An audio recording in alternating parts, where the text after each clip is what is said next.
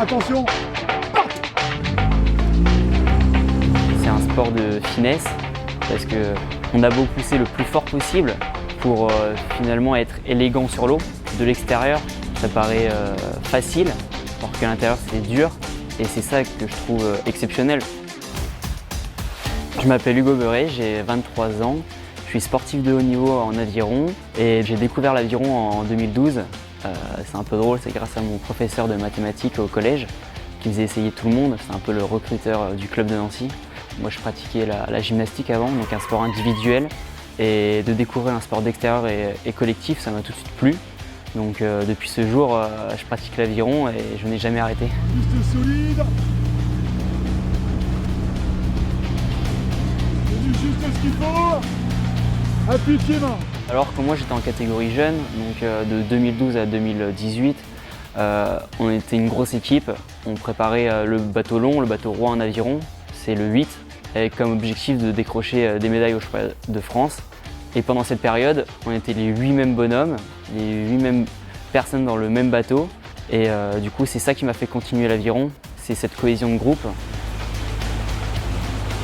Du coup, dans les 4 années de cadet junior, on est 2 fois champion de France, 1 fois médaille de bronze au championnat de France. On gagne 3 ou 4 fois la Coupe de France. Donc on a quand même enchaîné les titres au niveau national. Donc en 2016, où c'était la dernière fois qu'on était réunis les 8 bonhommes. C'était une des plus belles courses parce qu'on savait que c'était la dernière et on savait pourquoi on s'est entraîné toute l'année.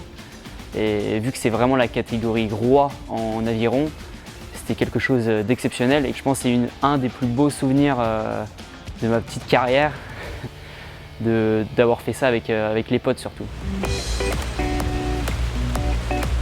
Une fois que cette période était passée, en 2018, du coup, j'ai intégré le pôle France et l'équipe de France, où pour ma 2e année en équipe de France, je fais vice-champion du monde en individuel, en espoir.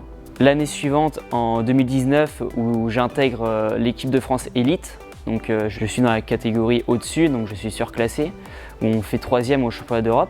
2020, l'année Covid, on va dire, où on a un seul championnat du monde, c'est le championnat du monde indoor, où je décroche la médaille d'or. Je suis champion du monde en indoor.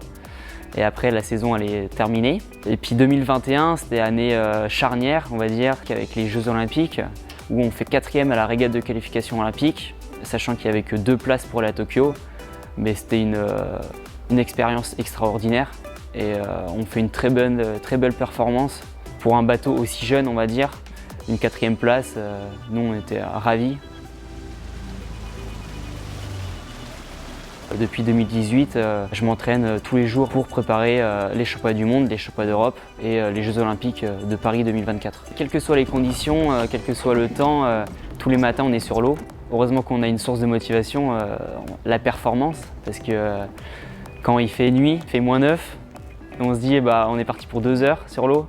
Ouais, faut être motivé, hein. Puis faut aimer ça et prendre du plaisir. Non, c'est pas long, c'est long. Alors mon objectif c'est Paris 2024, les Jeux à la maison. C'est un objectif qui est clair et net dans mon esprit.